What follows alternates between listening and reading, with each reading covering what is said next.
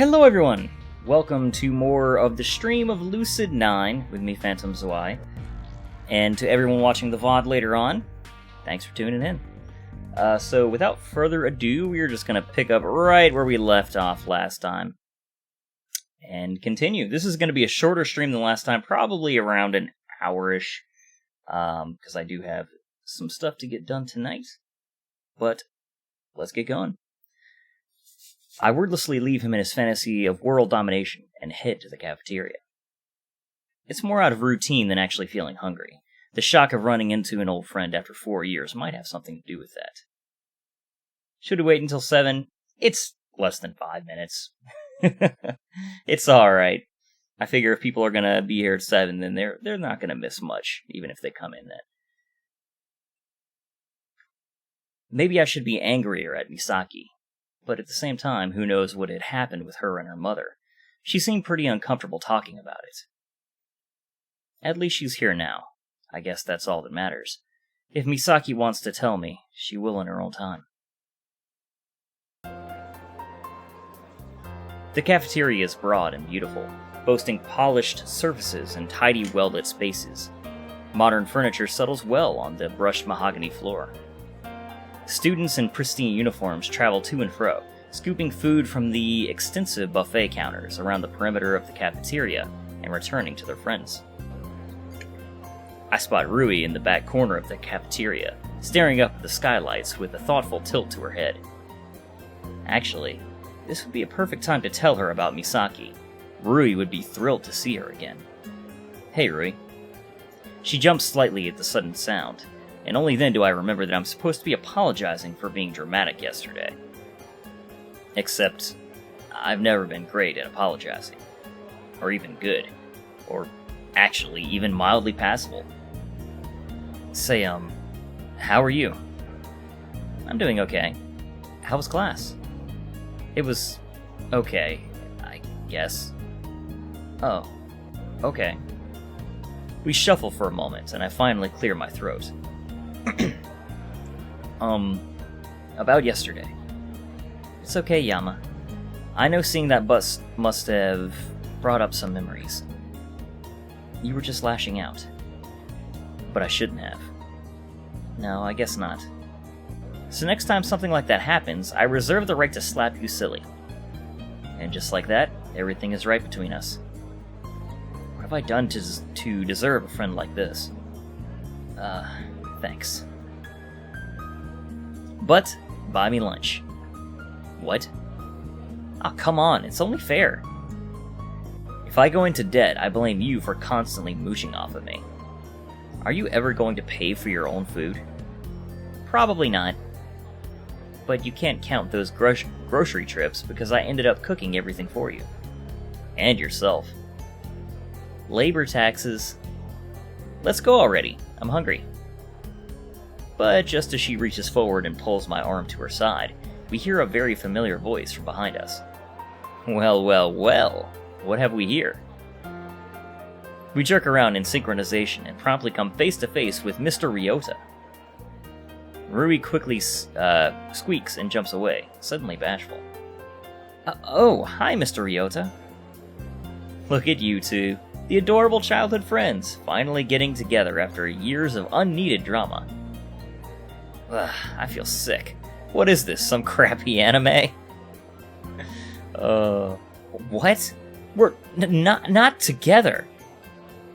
I wouldn't go out with Yama in a million years. It's actually really adorable. I struggle to maintain a straight face. I know, I'm just too good for you. She snaps back to the Rui that the rest of the academy knows her as.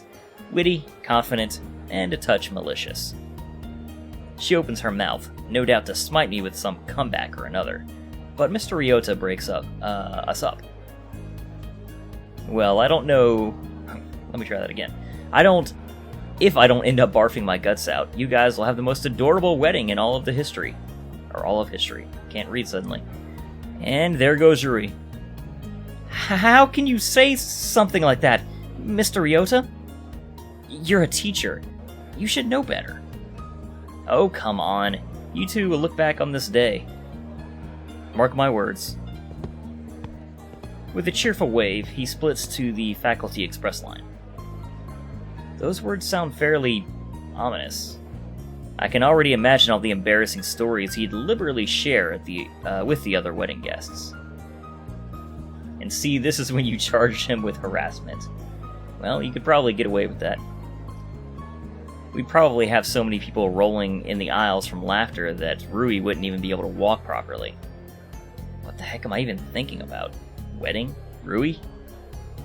Ugh. Mr. Ryota is being his usual self, I see. Yep. Now he's got me thinking about... Nope. Not going there. Maybe now would be a good time to switch topic. Alright. I even have the perfect material. Hey Rui, you're not going to believe this, but I saw Miki today. Rui's face cuts to a complete blankness in the space of a millisecond. It is really shocking news. Maybe I should have eased it. Maybe I should have eased it a bit. She ended up transferring to this school, and we coincidentally wound up in the same class. Dead silence. I finally start to feel a prickle of apprehension. We can hang out together again. We can... Did you talk to her? What? Of course, it's Miki. Rui, what's wrong? Aren't you happy? Well, no. I'm not. As far as I'm concerned, she has nothing to do with either of us anymore. Don't you remember? We were kids who held a stupid grudge for something beyond her control. Come on, we're older than that now. Oh, are we? She didn't really apologize, did she? Well, I pause for a moment. Rui's expression immediately darkens. I see that she didn't. And I know why. Because she wasn't there to see you fall apart. I don't think you remember, Yama, but you were in a really bad place after she left. Even to the point where... I mean, you know. But that wasn't because of Misaki. I mean, yeah, but she triggered the whole thing. It's just, when I think about it, I get mad at her. Really mad. So it's probably best for her and me if she stays away. So you're not gonna be friends again? The thought is so baffling that I can't help but stutter. Me too, apparently. In my mind, we'd always been a package deal. Me, Rui, Misaki. It was either all or nothing. I mean, you're your own person, so you should hang out with whoever you want. But I can't be buddy-buddy with Misaki until she realizes what she's done. I never thought Rui, of all people, would be irrational. How bad had I been exactly? I'd never seen Rui so upset, at least not in a really long time. Sorry to be a downer. Why don't we just grab some lunch? How about you go on ahead? I need to talk to Mr. Ryota. Okay. Surprisingly, she doesn't ask me any more questions. She heads to the lunch line without a word. Maybe she also feels rotten inside, like something has been lost forever. I shake these thoughts and immediately locate Mr. Ryota, who's just popped out of the faculty line, conveniently enough, and is heading in my direction. He watches our separation with an eyebrow raised to his hairline. Oh? Are the newlyweds already running into trouble? I ignore this. Good timing, Mr. Ryota. I wanted to ask you something. Double or nothing. Hey there, John. Bingo. How are you? Welcome to the stream. If the question is whether to officially ask Rui out, the answer is yes. What? No, that's not the question. Aw, really? That's a bit boring. Rui and I aren't... You know what? Never mind. I was wondering what it means when you see someone you haven't seen in forever who you thought disappeared off the planet. It means exactly what you just said. Your life is actually a crappy anime. I never said that. Oh, you didn't? Mr. Ryota. Sorry. Can't help it. Now, who's this person you haven't seen in forever? She just transferred into my class this morning. Rui, her, me. We were really close when we were little. back in our hometown, Seto. Transfer student? Childhood friend? Don't even think about it. Too late. My life is not a crappy anime. It's not. It's just full of cliches. You're right, it's a really crappy anime. So, what's the problem? Pretty good just watching anime? Well, now you're surrounded by anime on one side and visual novels on the other. I approve. Well, I talked with her, and I think we'll be friends again. But Rui is jealous? What? No! What is this, junior high? Sorry, I'll shut up. See, when Misaki, that's the transfer student, left, she accidentally triggered a giant depressive state that basically left me in the dumps for a year. I don't remember much about it, to be honest. Rui claims it was bad. Yama, when can you come to my office today? I want to listen properly to you, and the cafeteria is not exactly an ideal environment. Well, I guess that Mr. Ryota got hired into this job for an actual reason. Okay. Guess I'll drop by after school? Or during, really. Either way works. Now off to lunch, you. Gotta eat before the bell rings. Young growing boys need all the nutrition they can get. He can't sound like the wise, all-knowing teacher when he just implied it was fine for me to ditch school. See you later, Mr. Ryota. He only responds with a casual wave before he saunters over to the nearest table, chatting easily with a group of students. Not remembering a year is typically a bad sign. Yeah, that is definitely some kind of issue, a mental issue, or either that or there's going to be something in that period that he doesn't want to remember, would be my guess, but we'll see. I sang a plate of food and searched for Rui. That sang? A snag! I cannot read. Apparently I'm dyslexic. But she's nowhere in sight. Guess that conversation took a little longer than I originally intended. I quickly scarfed my food down and returned to the classroom. Alright, class, let's take secondary roll before we head to the courtyard. What? We have more PE? The teacher's halfway through rolling her eyes before she catches herself. I guess it's not a good example to roll your eyes in front of your students. No, Yahiko. Today's career day, as has been announced over the PA for the past 3 days. Afternoon classes are cancelled so that the third years may explore future possible occupations with specialists. Secondary role? Yeah, I don't know.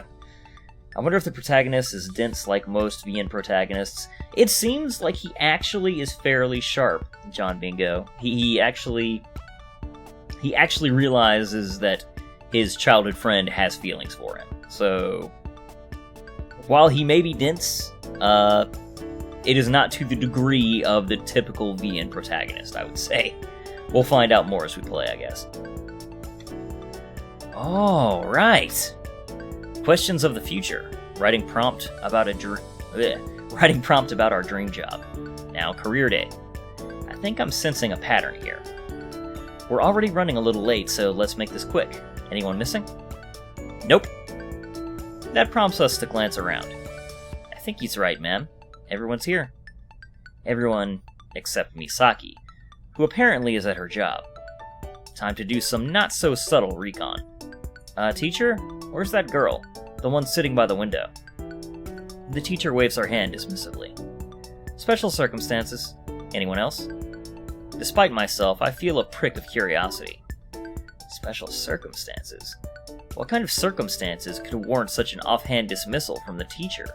I thought most teachers loathed making exceptions for mandatory events. Just what could Misaki's job be? As the teacher continues to survey the classroom, I feel a nudge against my arm. I'm surprised you brought it up. What? Usually you wouldn't say anything even if you noticed. You would have thought it was too much trouble. Her words are remarkably neutral. It's awkward. Feels like a trap. I think you should stop pretending like you actually know me, or that you have a brain. You're insufferable! She storms to the back of the room in a huff. I'm insufferable? She's done far, far worse, and she's still judging me? What a hypocrite. Alright, looks like everyone else is here. To the courtyard. Destiny awaits. There are more than a few rolled eyes, but everyone obediently flies out of the classroom. Our class pours into the courtyard, which currently resembles a crowded street market. Columns of booths are set in orderly lines, each attempting to outshine the others, with progressively more outrageous signage and progressively louder music. I wonder if they've got a booth for my future job.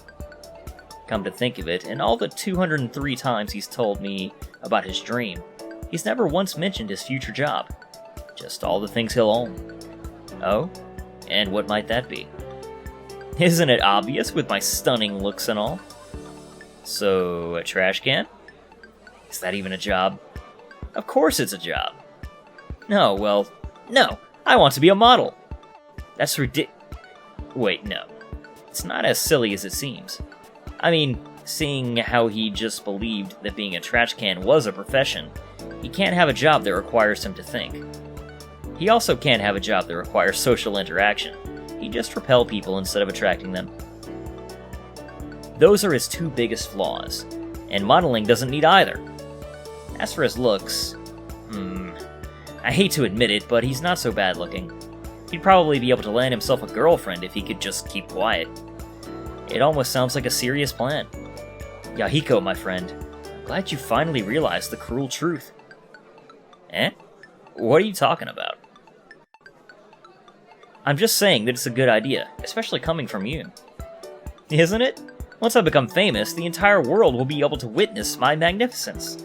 I'll be on TV, the internet, advertising blimps, basically everywhere. On second thought, maybe it's a terrible idea. Well, if you don't mind me, I'm off to meet my destiny. And with that, he skips off into the crowd, leaving me awkwardly leaning against the wall like some kind of delinquent. I'm not really sure what to do. I'll be wasting my time if I look around, but I'll be wasting my time if I stay here.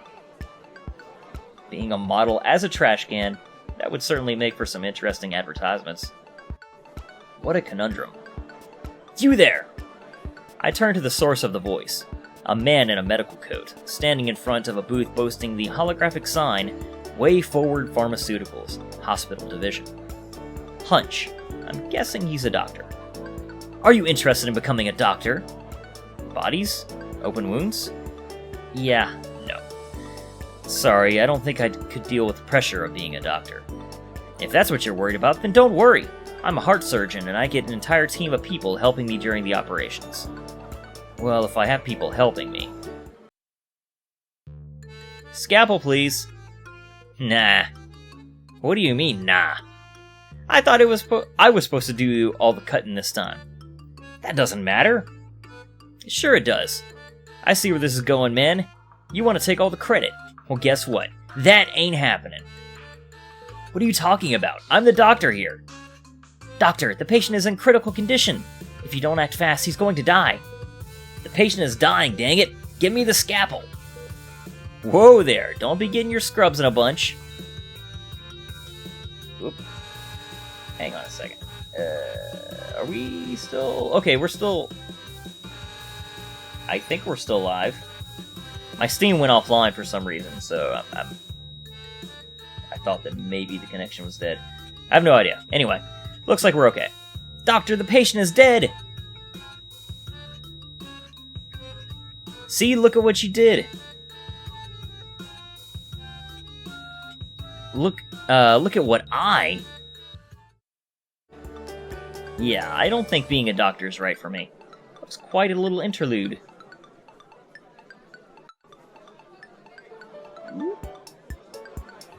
The patient then dies, yes. GG. Are you sure? We've got a great internship program. I'm good. Thanks, though. Another nearby booth catches my eye. A multicolored sign claims that it's from the National Education Institute. Behind the booth table, a tall woman in glasses is speaking animatedly to a small group of students. And then the lawsuits come, yes. In droves. Don't you feel that we have a duty to equip the next generation? In this society, knowledge is power, and we need to ensure that our successors have the power to keep moving forward. My job is the best and most beneficial, and there are no downsides whatsoever. Yeah, been there. Heard that. Teacher Yama? Yeah, no. I quite agree. GLHF. Sounds like a terrible idea. Don't your students annoy you? Or tire you out? Well, I've had some ups and downs in my career, of course. The more, difficult students may be perplexing at first, but when you persevere, you always end up getting those students right back on the right path. Is that so? Oh god. This is gonna go poorly. Teach? What's 5 plus 7? This is high school, Mr. Ikari, not primary school. You should have mastered addition by now. But teach! Excuse me, Mr. Kurogane. Smoking is not permitted on campus. Hand those over. Tch, you ain't the boss of me, kid. Kid, I'm your teacher. You're shorter than me, kid. That makes you a kid. Alright, that's it. You're staying after class. You've got detention to serve. Says who? Says you? You couldn't even take on a deceased chicken with one claw tied to its tail. That's... Why can't you be that eloquent in your essays? Teacher! What? What's wrong? What? Are you crying? Again? What for? Oh, you're angry at me. I'm sorry. I'm so terrible. I can't... Hey. Don't cry. It's all about Rui and Masato and Yahiko. Yeah, I don't think I have enough patience to deal with students. I meander down the row of booths, apathetically peering at any that seem mildly entertaining. One man with a remarkably bushy mustache. I can't speak. I'm turning into that guy whose name I can't remember right now. Oh my god, James Bond. Sean Connery. Turning into Sean Connery. He raises his fist into the air, yelling at the top of his lungs. Do you love Japan? Join the Japanese Self-Defense Force today. Teacher Elizabeth might work, though. Oh, yeah, the class rep-esque girl. Yeah, I think that would probably work out okay. Wow, I thought those kind of die-hard patriots only existed on TV. Any man who's able to follow orders can be seen as a hero of Japan. If you're still alive. Grenade! Cover it, soldier! What? But we could have just run away! Jump on that grenade or I'll have you court-martialed for insubordination. But I'll die! All the better. Hop to it. Yeah, not happening. I turn away from the booth. Everything I see is equally unpromising. Do you have a knack for cooking? Why not apply to Leon Culinary School? Doesn't Japan have a pacifist constitution preventing overseas missions? I don't know anything about that, GLHF, so I'm just gonna stay silent. That sounds legit, but... Gather here, engineers, mathematicians, fellow countrymen. The biggest digital corporation in the world, Limoniskate, something like that, has positions open for you. Have you always wanted to help the hurting? Join us at the Columbus Therapy Center and transform the world, one life at a time. Quick glance in the other direction reveals that I seem to be the only one having trouble. I find Elizabeth in deep conversation with a police officer, just a few feet away. Wouldn't have thought her to be the type. Maybe she's sucking up to them so they'll let her off for corporate fraud? Okay. I can't really judge her. At least she seems to have found something that she's interested in. Me, on the other hand, well, I have nothing. What's up? Can't find your life's calling? What? I turn to the source of the voice. A scraggly man slumped against a rickety folding chair. A worn beanie plopped on his head, and a threadbare trench coat thrown over his shoulders. There's no sign on his booth. Is hobo a legitimate career? Ha! Youngsters these days. You hold your future in your own hands and you don't even know what to do with it. You're lucky, you know. There was a time when people didn't have the luxury of choosing their career. Upon second glance, I noticed that there are several rolling racks, of books settled near the back of the booth. There doesn't seem to be any rhyme or reason to their genre. Science fiction, mystery, fantasy, young adult. But they're all under the same name. Are you a writer? He smiles when I ask him this.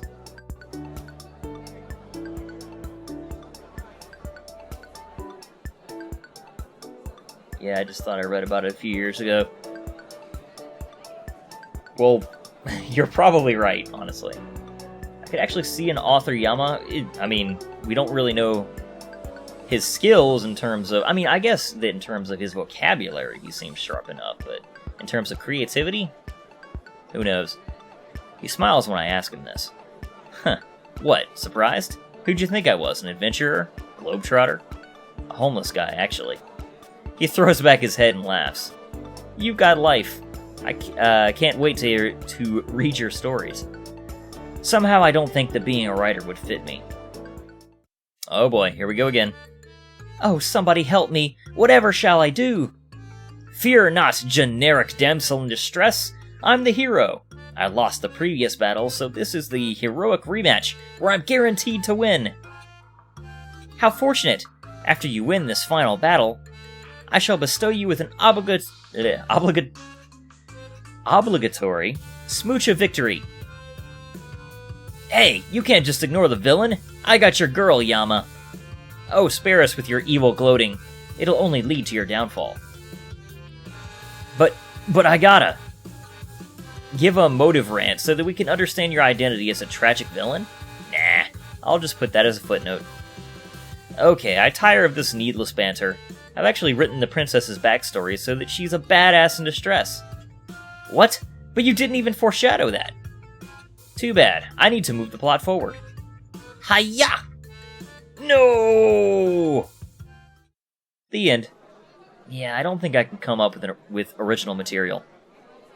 That's why you just rip off real life, you know? I'm actually writing a book/game storyline-wise. Well, good luck, John Bingo. I remember kind of doing that sort of thing when I was a teenager. But, it wasn't anything I was actually planning on legitimately submitting or anything, but, I enjoyed writing. I still kind of enjoy doing it every now and then, but nothing serious. That was pretty original, though. It was more like just mocking tropes, though. Thanks, but no thanks. He shrugs apathetically as I walk away. Oh, you got an actual character model. That's how we know that you're important. A nearby small group of students catches my eye. They're gathered in front of a man in a long, sweeping lab coat. Although his voice is placid, there lies an undercurrent of power in every word that he says. Life is a fragile thing. There's an unspeakable number of ways for the human body to fail, and even more for it to be broken. Death was accepted as an inevitable part of life, a natural stage in the cycle of this world. But it doesn't have to be that way. The man in the lab coat straightens as the students break into hurried whispers. Through research, we can create medicine that fights disease and treats disorders, extending our lives exponentially, and maybe indefinitely. Umbrella Corporation, run for your life! Seriously. Ah, so he's a medical researcher. He fixes his gaze on each individual in the crowd, not in a hostile manner, but certainly an unnerving one. A day may come when we can defy death. His eyes land on me. The intelligent arc of his brow and the commanding line of his jaw shift slightly as he examines me. I feel frozen beneath his piercing gaze. It isn't exactly uncomfortable, just strange. Eventually he turns away, adjusting the golden glasses that are settled on the bridge of his nose. If you seek to make a lasting influence on the world, join us at Way Forward Pharmaceuticals in the research division. Together we can accomplish the impossible and prevent the inevitable. The crowd of students breaks into applause, their faces agape in wonder. I can only scoff. No one can defy death. Anyone who thinks otherwise is just delusional. As I turn away from the Way Forward booth, the PA hums to life. Attention students. Mayor Inori will be speaking at the career stage in 5 minutes. The students around me gasp audibly, breaking into frantic whispers. Mayor Inori? Here? In person? Our school's important, you know. Why wouldn't he come? Come on, let's get a good spot. I follow the massive throng of students gathering around the courtyard's center stage. Sure enough, his mustache looks frickin' awful. Oh my god. Oh. Anyway, sure enough, Masaru Inori, the ever-popular mayor of Isamu, is in the flesh. He gives the students a cordial wave from behind an impenetrable line of security guards. You know, back in my day, when dinosaurs roamed the earth. That's how he got elected. This extracts a laugh from the crowd. We always ditched career day.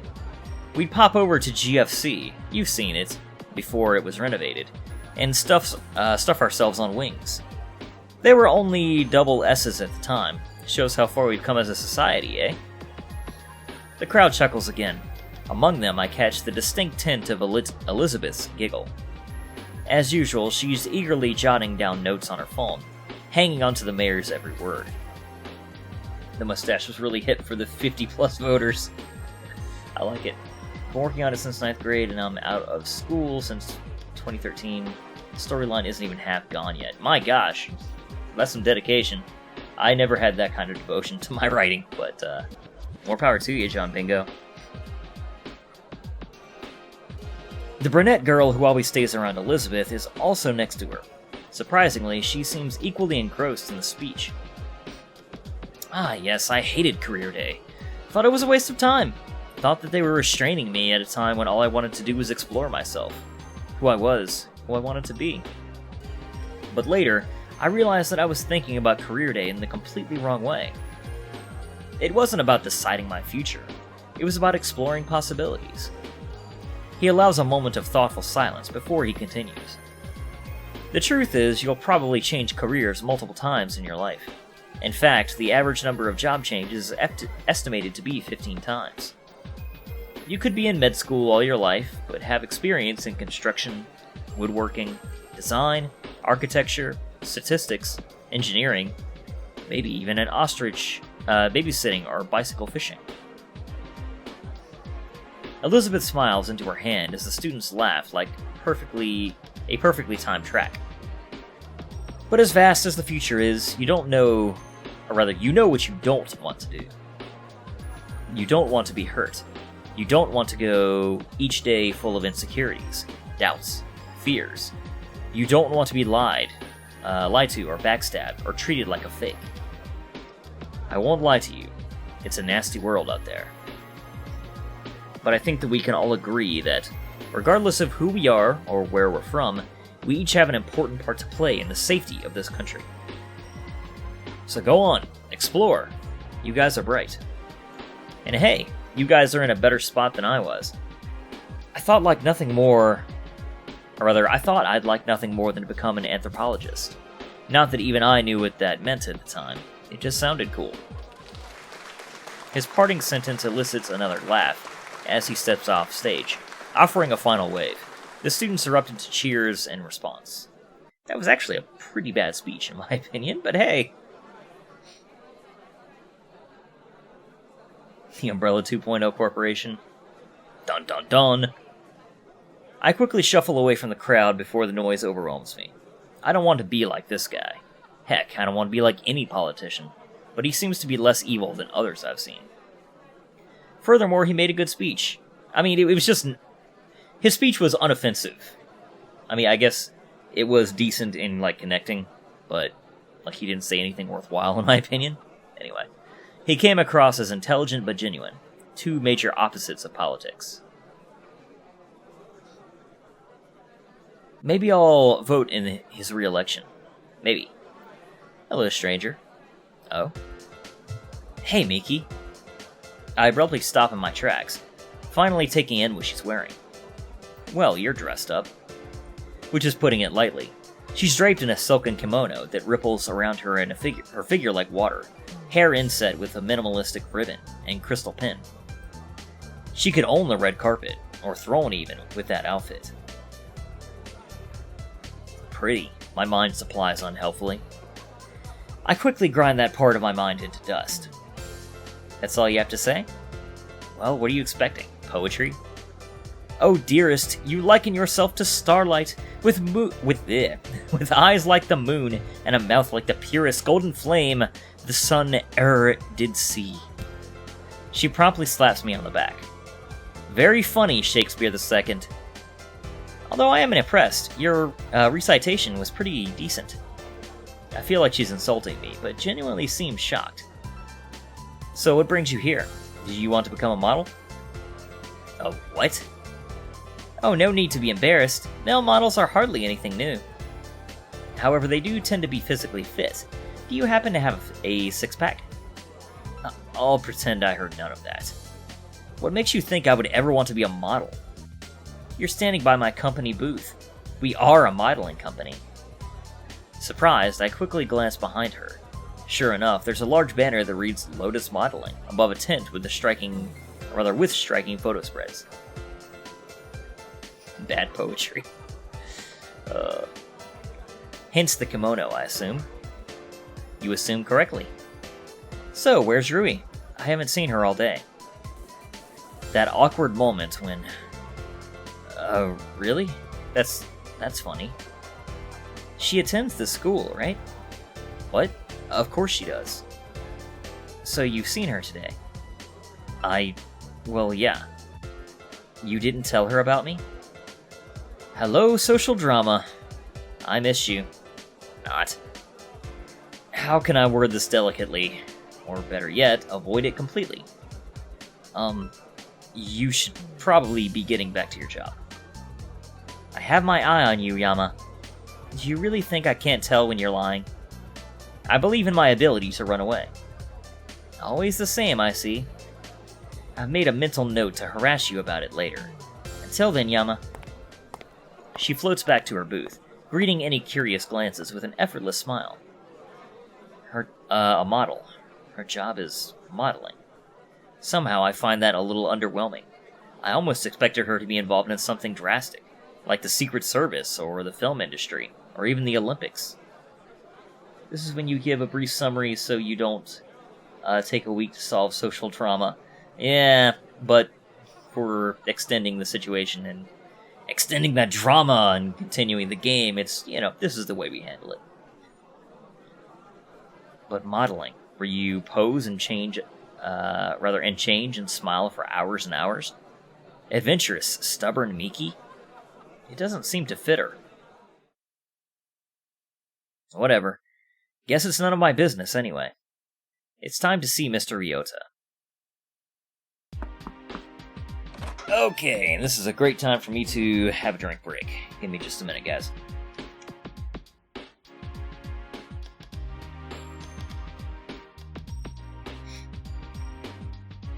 Retreating is the best way to avoid.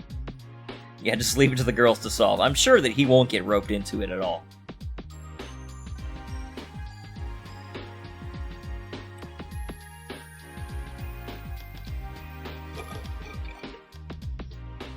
Alrighty, let's continue. Also, you want to make multiple save slots sooner or later. Okay, every time there's a choice, I plan on making a new slot, as well as whenever I end a stream. So, yeah, we'll keep multiple slots. Okay, this time he opens the door as soon as I knock. I must have caught him at a good time. Welcome, Mishimoto. We've been expecting you. He cackles maniacally and taps his fingers together. You should have turned in your chair while stroking a cat. Ah, everyone's a critic. Would you rather have been left standing outside in the cold? Outside? I'd be in the hallway. You seem awfully eager to prove your mentor wrong, boy. Well, whether I prove it or not, it's still wrong, right? Ah, yes, but that would never fly in a court of law, you see? I made 40? Wow! So is the game really long, GLHF? Who is the best wife? I don't know yet. We haven't really explored a lot of the characters yet, John Bingo. So far, I'm partial to Rui, but we'll see. Ah, yes, that would never fly in a court of law, you see. Imagine it. I declare the defendant guilty, because from a metaphysical standpoint, it's true, even if we have no... Oh god. epistemological link of knowing so. I have no idea how to say that. I just lost you. I get that a lot. 10 or so hours. Okay, that's not too bad, really, honestly. Go ahead and take a seat. We've got more important things to discuss, no? Hesitantly, I slide into the nearest couch, even. I've always seen Mr. Ryota as an intelligent man, even if laid back, but I never actually, well, not understood him. Oh, you liked Elizabeth the best. Okay. Interesting. I wonder how much brain mass he's hiding behind that cheery facade. So, the new transfer student, Misaki Kazehaya. I hope you didn't mind, or don't mind, rather. I did a little look-up on her. You can do that? Well, there's no explicit rule saying I can't use the confidential database. I'm pretty sure there is. No, I'm maybe faculty, but I'm not a teacher. It's only stated that teachers have to request special permission. I checked the loopholes. Something feels wrong about this. What did you find out?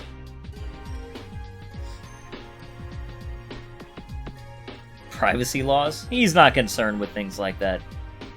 Well, if I tell you, then that's a solid breach of confidentiality. I don't want to go to jail yet. The food's too good here. Mr. Ryota, I really worry about you sometimes. And this is me talking. So instead, I'd like to hear your thoughts on the matter, Yama. How did you two meet? And you mentioned that she left. Yeah. Oh, we switched into a straight-up novel format. Interesting.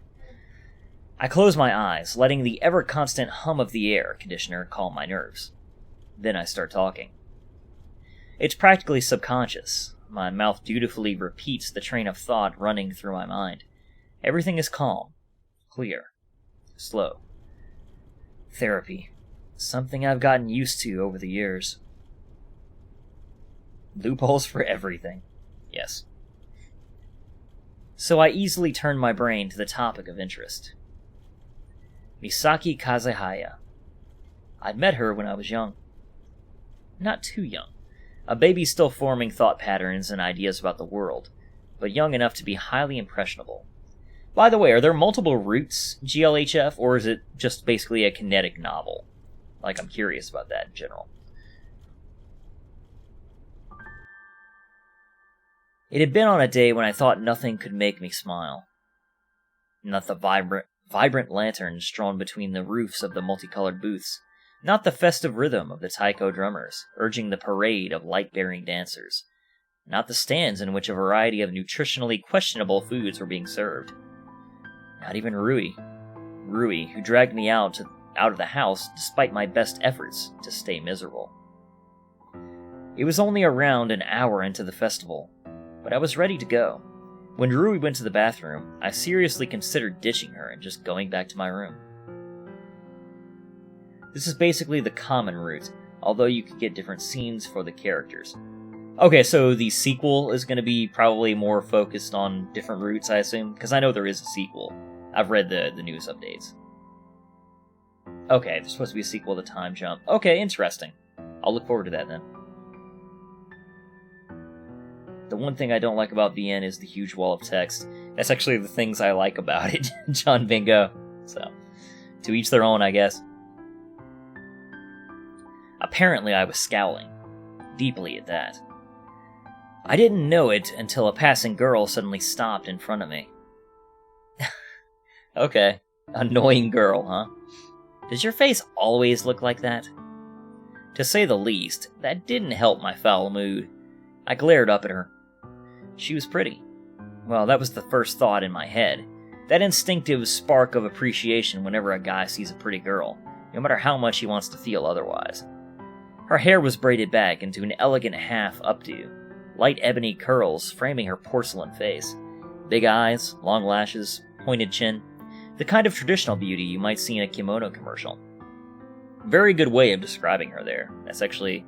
like, you can tell that the person who actually wrote this actually has... well, it's not just the wit of the writing, but they're actually pretty good at putting the vision that they have of the characters in their mind text form. That's something I've always struggled with in my own writing, and I'm not very good at really describing characters like this. You get choices on who to spend most time with, and it is possible to get bad endings on at least 2 different scenes. Okay, interesting. Thanks, GLHF. Of course, the first spark of interest was immediately overridden by indignance that only an 8-year-old boy could feel. What are you looking at? Don't look so grumpy. You should be celebrating. She didn't know anything, of course, not until a few months later. Festivals are stupid. They are not. Why? There isn't even any reason to celebrate. The girl's face twisted into something resembling anger. It looked strange on her face, like a guinea pig attempting to seem menacing. You don't even know what the festival is about, do you? Well, of course I didn't, but I wasn't about to admit that. Of course I do. Oh yeah? What's it about? Well, you make lanterns. Uh-huh, and? I fisted my hands at her, condescending tone. You write wishes on them and stuff. Wrong. Am not. Yeah, you are. You don't write wishes. You write what you want to tell dead people. Ridiculous, I should have said. Why would I even want to talk to dead people? But I didn't mock it. I couldn't mock it. In short bursts, I don't mind it, but the wall of text that takes 3 hours to read, then it gets quite annoying. Yeah, it's all about spacing it out, in my opinion, though, John Bingo. But yeah, I understand where you're coming from. To me, it's all about pacing, the pacing of the novel. I played some visual novels that I thought were like way too quickly paced, and some that I've thought have dragged on way too slowly. So, to me, I don't really necessarily mind how much text there is, as long as it feels like the story is progressing at what I consider a proper pace. Dead people? Yep, I can write a message to Auntie on this lantern, and she'd see it. How do you know that? Haven't you heard the story? No, I hadn't. But my 8-year-old pride prevented me from saying that, of course. Thankfully, the girl took my silence as confusion. Well, once upon a time, there was a princess. Was she pretty? Yeah. Good at singing? Yeah. Boring. It is not boring. The indignant anger on her face made me snicker. The first time I'd smiled all day. Yeah? Well, what happens? Does she get in trouble and a charming prince has to save her? Just listen. Look, she's actually a big meanie. A mean princess. That wasn't a fairy tale staple. Oh? Yep, but her bodyguard was in love with her and turned her good again. I felt disappointed. The story had a promising start. What did he do, cast a spell? Give a true love's kiss? He died. Oh? Don't look so happy. That time, I broke into a tiny laugh. But it made her good again, right? Well, yeah. She didn't trust anyone before. Thought they were all faking stuff. It seemed that she was glaring at me to the point of... Rather, let me try that again. It seemed that she was glaring at me at that point of the story, but before I could open my mouth, she was already continuing. I have a game that has 3 hours of text straight without any choices or gameplay. Oh man, there's a lot of those. I've played some that have been over 10 hours without a choice, and I admit that at that point it does get hard to keep engaged. And then there's some kinetic novels that, just there's no choices. But depending on the game, I can still enjoy it. For instance, Umineko, I'm not sure if you're familiar with it, but it's an insane series of games, but, there's no choices. It's just a really insane but interesting series of games. Or visual novels, I guess I should say. Kinetic novels. Anyway, the bodyguard sacrificed herself to save her life. So the heavens were super duper impressed and put him up in the stars. Aren't the stars really, really hot? That sounds like a bad thing. Childish indignation flickered across her face. They made him into a constellation, you poop. Times infinity. Times infinity plus. Anyway, the princess realized how beautiful love really is. Because he died? She saw how much he loved her, so she decided to be a better person and trust people again. This had nothing to do with writing messages to the dead on lanterns. I was rapidly losing interest. Let me guess, she lived happily ever after. Well, no. The bodyguard died, remember? I like this bodyguard. She glared at me, but somehow it felt less severe than before. She wrote her promise on a lantern and sent it up to the sky so he could see, because he was a constellation, remember? Now I realize that I could have said a lot of things. That's stupid. He's dead. What could he do about it? But that wasn't on my mind at the time. Everyone turns into a bunch of stars when they die. I think? Kusai no Kaijutsu, yeah. Extremely long time before you get your first choice. Yep. But I do like Grisaya. Fair. I would say. The When They Cry series, yep. You got it, GLHF. Do I know anything about Corpse Party? Yes, I've watched other streamers play it, actually, but I've never played it myself. And then I watched all the endings on YouTube later. You think or you know? If they did something to super duper impress the heavens, I guess. I smiled at that. My eyes scoured the street and landed on a simple booth. A handful of other kids were gathered around the short portable table, scrawling on lanterns with calligraphy pens clamped in fisted hands. Let's go. But I already made a lantern. Right to another dead person, then. With this overwhelming display of tact and political correctness, I raced towards the table, snatched a lantern from a smiling adult, and plopped down with my pen at the ready. Who are you writing to? None of your beeswax. I began to scrawl characters on my lantern. The girl hovered over my shoulder, squinting judiciously at my jagged brushstrokes. Why's your handwriting so messy? It's not messy. Huh, I can't even read it. I whipped around, narrowing my eyes accusingly at her own lantern. Well, yours... I searched for a fault, but not only was her lantern graced with perfect calligraphy, it also proudly bore a few elegant cherry blossoms. Well, yours looks girly. She raised a single eyebrow. It was a remarkably sophisticated expression for a 9-year-old girl to make. I am a girl. And there was nothing much to say to that. Yama, where have you been? It was as if Rui had materialized out of thin air. I hadn't even noticed the rapid pitter-patter of her footsteps. What's this visual novel about? It's difficult to describe, Mega Weeb. There was a murder at the very beginning of the game, but we don't know who did it. Since then, we've just kind of been getting to know the main character and his friends. And that's kind of where we're at now. He's just met some girl who he used to know, but she seems different than she used to be, and now we're having a flashback. There's a good bit to it, but it's just mostly been characterization of what we've been watching so far. Sorry, Rui. Jeez, could have told me. You were in the bathroom. Huh. Clearly displeased, Rui turned her back on me, but smiled at the other girl. Thanks for taking care of him. Surprisingly, the other girl smiled back, easy as you please. Well, weren't they getting along just fine? Why did they have to give me such a hard time? Maybe it was a girl thing. I'm Rui. I'm Misaki. You gonna make a lantern? Yep. How'd you make those flowers? They're real pretty. I can show you. And just like that, the two of them were friends.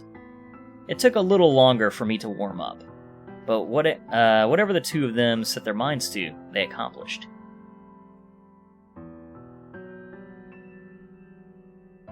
Mix of mystery / slice of life, yeah, definitely.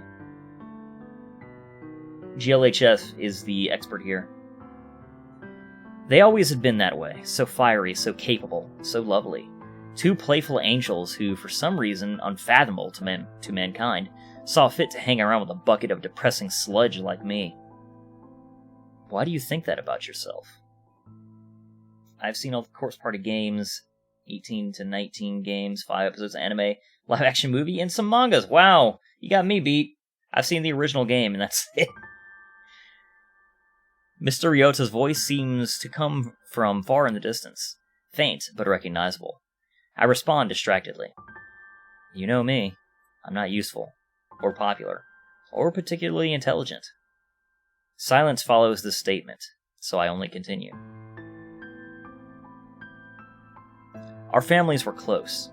Misaki's father would always throw these get-togethers at their house over the weekends or during special occasions. I remember him being really overwhelming at first. He was a lot like Misaki, only bigger and louder. I rarely saw Misaki's mother. So, when they were talking about Misaki earlier, didn't they mention... I remember them just mentioning her mother, so did something happen to the father, maybe? The times I did see her, she was pretty distant. Besides that, I really don't remember much about her. At first, we were inseparable, Misaki and us. But then her father had lost his job, and we started seeing less of her. And eventually they just left. No warning whatsoever. Even our parents tried to get in contact. No luck. It had been as if the Kazahayas had disappeared off the face of the planet. That must have been a really hard blow. Rui says that it had been. Honestly, I don't remember much of what followed. It all passed in a haze. Essentially, I felt abandoned. I had this idea that everyone close to me would leave me. I played this game, but it's been a year. So yeah, I remember the general outline, but not most of the specifics. I actually forgot the entire affair. Hey, I know that feeling, bleh. I can't even say your name! GLHF! Why do I always get so tongue-tied when I stream? Essentially, I felt abandoned. Okay. I don't think I could even cry. I only felt empty inside. But Rui says that it really was a terrible time. She says that I didn't eat, didn't sleep, didn't even play any games with her. She says that I looked like a ghost. Heck, practically became one. And I don't remember it. But she says that one day... Yama? What's wrong? Nope. Sorry. That's it. Sob story over. Are you sure? You do realize that the entire point of therapy is to share your sob stories. It's not a burden, Yama. I'm glad to hear you out. I feel tired. I think I have to stop here. It's mainly an excuse, and a very effective one for therapists. Mr. Ryota immediately nods in understanding. Thanks for confiding in me. Just know that what you felt was completely valid. I'm sorry you had that trauma. It's fine. I got over it. I'd like to go now, if that's okay. If you're sure. Is there anything I can do for you? I'm okay. Sure you don't want a lollipop? Yeah, I'm pretty sure. But thanks. Have a good day, Yama. But at least take this prescription. Prescription? Seriously? Then I actually look at it. 1 bucket of ice cream, to be eaten, guilt-free. Oh. As far as the administration knows, this is a totally legitimate treatment. Ice cream is one of those core groups in the food pyramid, you know. He actually pulls a genuine laugh out of me. Thanks, Mr. Ryota. Thanks for listening. I gotta say, Mr. Ryota's pretty cool, dude. Anytime. I exit Mr. Ryota's office in a considerably better mood than when I entered it. Most people don't even know Corpse Party, but it has a small fan base, though. Yeah, I really did like the original game. Though it is sad to me that, like, well, I'm not going to say too much, but that game is depressing. Because I like a lot of the characters, you know. I exit Mr. Ryota's office in a considerably better mood than when I entered it. I actually don't feel tired. I feel rejuvenated. Seems like those memories have been weighing on me for a long time. Maybe therapy really will be beneficial. Deciding to take his prescription to heart, I head straight downtown to the shopping area. With my mind cleared, I get to pay a little more attention to the weather. Beautiful cloudless skies, and the slightest hint of a cool breeze. You! A girl careens from around the corner and nearly crashes right into me. Her glasses flash dangerously as she tips her newsboy cap over her forehead, studying me with an intensity that could rival an electric microscope. My god! Me? It's all I can manage to say at the eccentric site. Yes, you. An idyllic, unlettered civilian. Perfect. We saw her before... But where? I can't remember. It's been too long since the last stream. A hint of a satisfied smile tugs at her lips. Or it's possible I just saw her when I was searching for an image on Google Image Search for the thumbnail. Who knows? For what must be the 100th time today, I feel a keen sense of impending doom. Respond to my questions with either yes or no. Do not deviate, do not invent, and for the sake of both of our sanities, do not dawdle. First, am I correct in assuming you're an academy student? You must have the wrong person. I've never seen you before. How can you judge the purpose behind this encounter without knowing the criteria I've set in my approach? Weird Girl is a good name for her. I am not mistaken. You are my target. It doesn't take a genius to say, since this girl means trouble. I decide to conveniently ignore her and step around her. She only steps with me, blocking my path. Again. Oh, great. I can sense where this is going. As I envisaged, subject demonstrates a remarkable inability to utilize basic cognitive functions. Talk about uncalled for. Abusive words, overly complicated language. She clearly has a few screws loose. Google image, I think. Yeah, that must be it then. Okay. Clearly a suspicious person. Yeah, she's something else already. Maybe I should call the hospital, see if they have a runaway mental patient. But she's not wearing hospital clothes. Look, kid. I don't know what your problem is, but... Kid? The pleasantly cool air suddenly develops a rather harsh chill. She must be in one of those phases. Just another 14-year-old expecting to be treated with the dignity of a grandmother. Albeit a 14-year-old who apparently memorized the dictionary.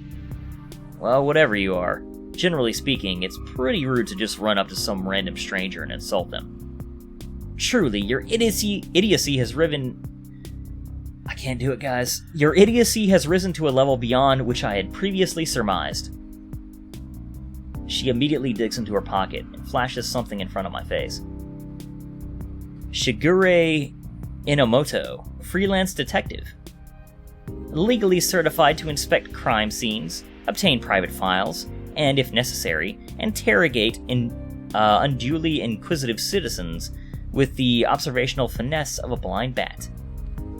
And you shall note that I am 26 years of age. What the F? Wait. What? You're 26? Unless you presume to imply that you are deaf as well as dumb, I suggest... But you're so short! I practically feel ice crystals forming in the air. Well, I should strongly prefer to be short of stature than short of cerebral matter, as seems to be your tendency. She's an adult. It's depressing, but Course Party Blood Drive is worse and more depressing and scary as hell. It's nightmare fuel. Well, I'm glad I haven't seen that then. I still don't believe the 26. She looks more like you said, like 14. Though honestly, she looks more like 12 to me. But that's probably just the, stature, and she's got a baby face. But, yeah. 26, huh? Ouch. Not a bad blow.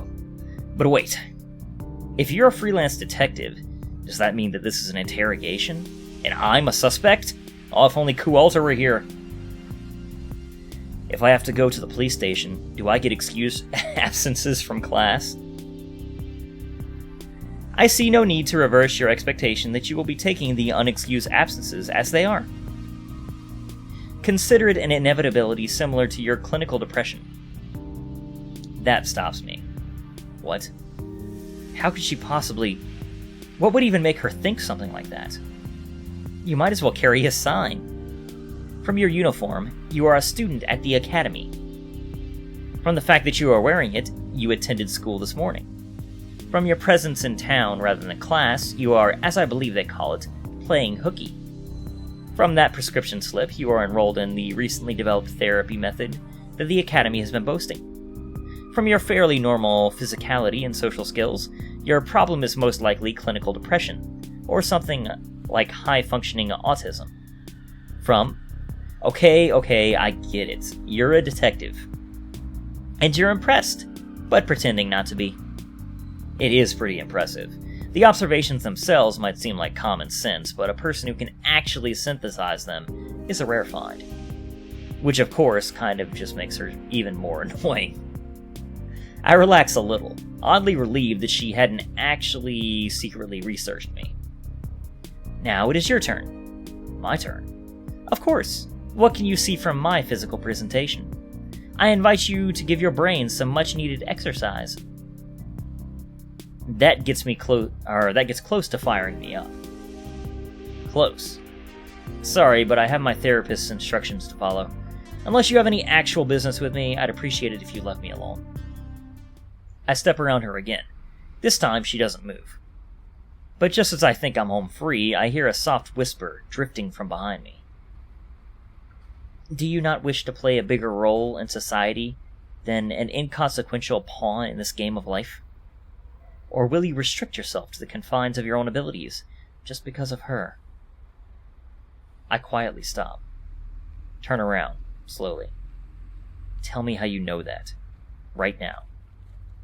I shall. After you prove yourself mentally capable of comprehending the simplest of my explanations. Fine. She wants to play it that way? Let her play it that way. Anime logic, yeah. This is unrelated, but if you plan to summon for Jalter, I'd say goodbye. I'd like to say goodbye and thank you for the vids before you become broke on the street like the rest of the fan base. I am rolling for Jalter tomorrow, so yeah. Anyway. Okay, Shigure, that is a low blow to me. That is pretty low. Now you get your first set of investigation. Okay, interesting. This should be quite interesting. Time to focus.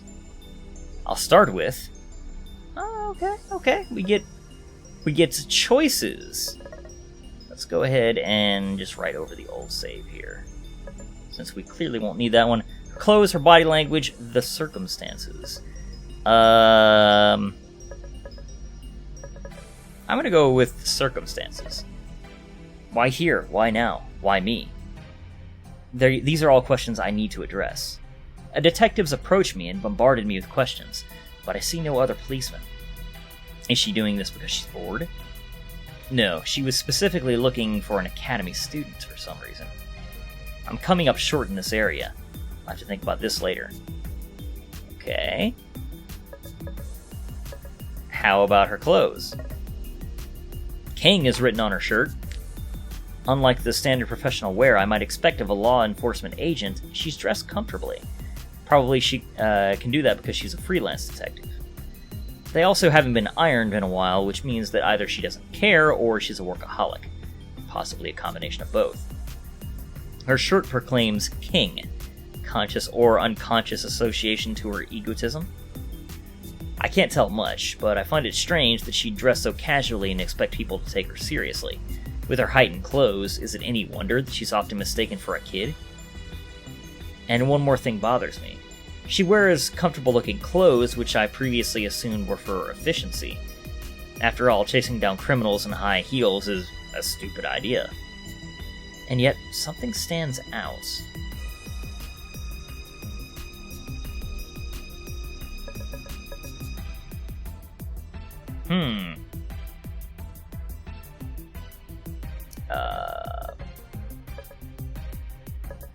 I mean, the hat stands out to me, but...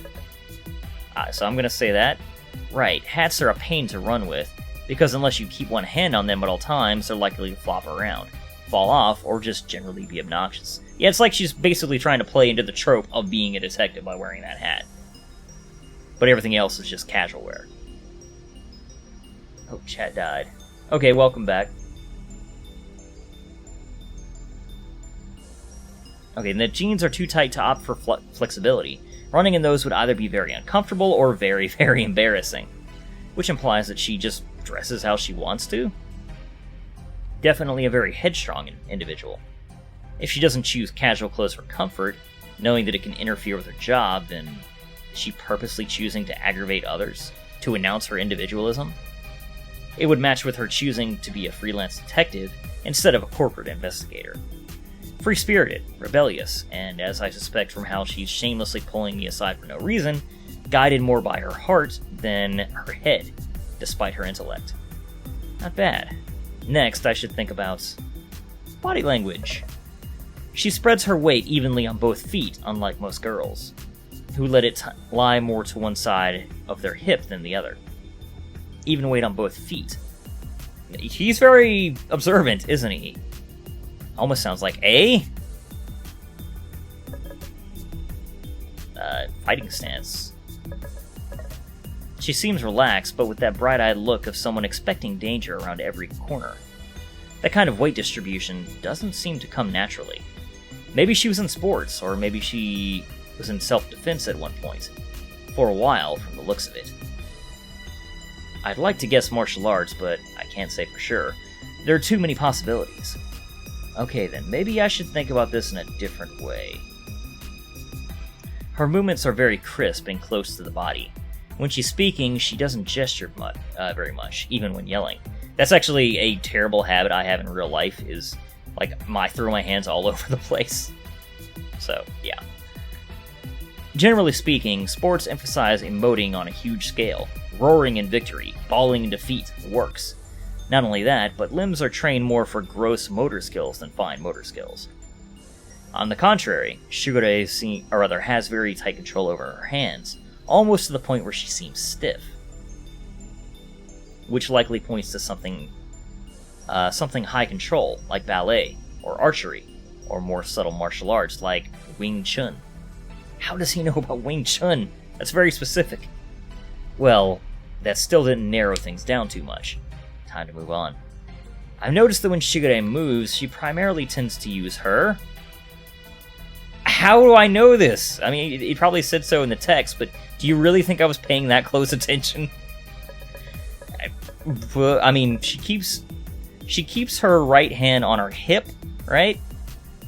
So I'm gonna assume that she uses her left hand more because it's loose, right? Her left hand is always hovering by her hip, where it's likely her holster would be.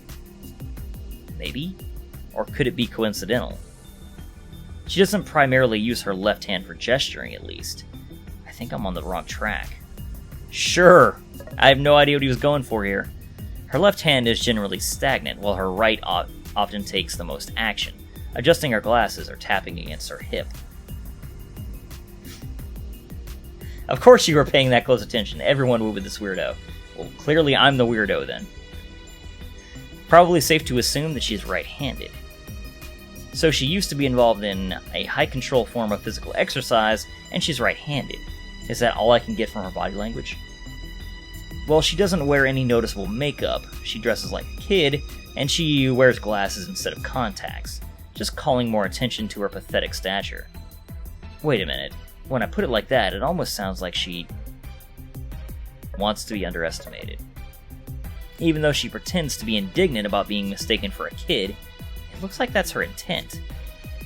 Even though she's a freelance detective, she doesn't wear her badge anywhere, or carry a gun, or anything, really. She probably believes that being underestimated is a valuable skill. Can't say that I personally agree, but hey, she's the 26-year-old freelance detective, not me. I take a step back to look at the full picture. No, this isn't it. Not quite. It's good information, but it's basic. Nothing stands out. I can't actually use any of this. Time to think a little deeper. Is there anything that can help me? Anything at all? Something I missed? Enomoto speaking. Yes? If you cannot resolve such appallingly simple tasks by your own means, I shall consider your intellect no different than that of a headless chicken's. Good day. Now, you may want to hasten your efforts before the ground upon which we stand becomes our gravestones. Yeah, I'm on it. I say this distractedly, primarily because I noticed. She has a flip phone. Ancient technology by today's standards. Buttons, 2-inch screen, primitive camera, it works. Not just that, but it's a terrible looking flip phone. The kind of decor that you see on prepubescent phones. Huh. Rhinestones, heart stickers, even the random scrawl from a Sharpie that was too faded into the metal for me to read. It's completely unlike her. Which means that it's a wealth of information. While on the call, she so graciously turned the phone in my direction, allowing me to catch a glance of her wallpaper. Shock. It was a picture, at least a few years old, of a guy hugging her. Double shock. She was proudly showing off a ring. Not a cheap, cutesy colored ring, like the couple bands of a new relationship in its second week. A legitimate diamond ring. An engagement ring. But she's not wearing the ring anymore. Even looking at her hands at this moment, I can't tell that she'd ever worn one. Hey, Q-Alter, welcome back to the stream.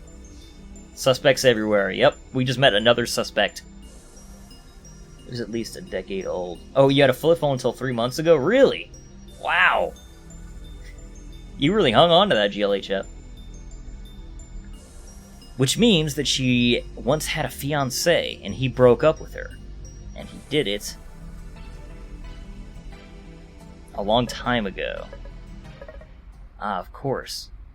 If the engagement had ended recently, I'd see a tan around her finger, or maybe an indent. Instead, there's nothing, which means that the fiancé called off the engagement a while ago. She obviously didn't call it off, not if she's keeping that picture on her phone. In fact, maybe they broke it off amicably if she hasn't deleted it yet. Either that, or she's a stalker. Alright, that's much more like it. I think I'm ready. Your mom watched it in the laundry? Yeah, that'll end your phone for sure. Makes calls, and that's what phones are for. I used to think that way. But, yeah. Now I have no phone for years now? Really? Wow, that's rare. How many suspects did I miss, Phantom Zwei? I think we've just met this one new character on today's stream. So, just one new suspect so far. I square my shoulders and look her in the eye. Sorry about the wedding. Hello? What wedding? Is she serious? How can I possibly word this delicately? Oh, did he get played somehow? Yours. The one your fiancé called off a few years ago. Did he? Didn't he? Unless she does have a wedding ring and she just doesn't wear it? Is it in your pocket or something? You might seek to articulate yourself better. Is what in my pocket? Your wedding ring. Why would I have a wedding ring in my pocket? If your fiancé didn't call off the wedding, then... Wait. No, there's one more possibility, and since she's in law enforcement, it wouldn't be unlikely. I immediately shut up as realization dawns on me. I see you have realized. Yes, he never called off the wedding. Because he died. I suddenly feel very, very callous. I'm sorry. Silence. Say nothing that you do not mean. Unless you are manipulating others to extract information, as that is an occupational hazard. Right. Even as she continues on, I mentally hit myself for my error. I shall admit, civilian, that you have done adequately. Oh yeah, and the mayor. That's right, and the Umbrella Corp guy. Ah, I forget all the suspects. I'm failing as a junior detective. Yeah, the whole stream will be up on the channel after we end the stream, or a little while after the stream ends. If you want to go back and check it out, Q-Alter. It does have to process though, so that'll probably be a few hours. Okay. Train your senses consistently, and you might become moderately useful in the future. Thanks. Really, I'm overwhelmed. But I ask of you this. What is the meaning when a freelance detective approaches a student and asks a string of seemingly unrelated questions of him? She has a crush on him. Yeah, that'll go well. She's testing him would be my ideal. I don't think that she suspects him of a crime. You're testing my intelligence, for some reason. Or you're actually a marketing intern trying to conduct some bizarre survey. I wouldn't know. Shugure fixes me with an unfathomable stare. The only sign of emotion on her face are her eyebrows, which are almost raised to her hairline. What is your name? Sorry? Your name.